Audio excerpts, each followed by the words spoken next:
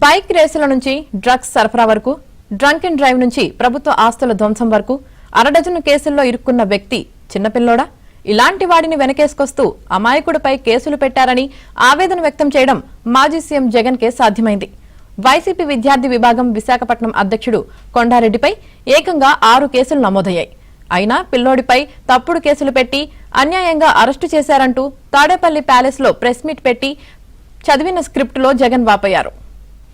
అయితే కొండారెడ్డిపై తన పాలనలోనే 3 ఏళ్లలో 3 కేసులు నమోదైన విషయాన్ని మాత్రం ఆయన విస్మరించారు.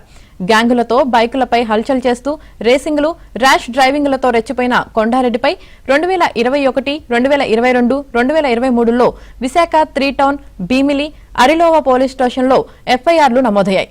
మొదటి కేసు సమయానికి కొండారెడ్డి వయసు 18 ఏళ్లే. అప్పట్లో వైసీపీ నేతలు పోలీసులపై ఒత్తిడి తెచ్చి అతన్ని బయటకు తీసుకువెళ్లారు.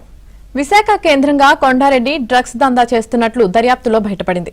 బెంగళూరు నుంచి సింథటిక్ డ్రగ్స్ తెప్పించి తాను తీసుకోవడంతో పాటు విద్యార్థులకు అలవాటు చేసి భారీగా లాభపడుతున్నట్లు కొండారెడ్డి విచారణలో చెప్పడంతో పోలీసులే షాక్ అయ్యారు. ఏపీ, తెలంగాణతో పాటు బెంగళూరులోనూ నెట్వర్క్ ఏర్పాటు చేసుకున్న కొండారెడ్డి విద్యార్థులే లక్ష్యంగా డ్రగ్స్ బిజినెస్ విస్తరిస్తున్నాడు. కొండారెడ్డి నెట్వర్క్ లో కీలకంగా ఉన్న 29 మంది వివరాలు ఇప్పటికే పోలీసులు సేకరించారు. ఈ నెట్వర్క్ విస్తరణపై ఈగల్, జిల్లాల పోలీసులు కూపీ లాగుతున్నారు.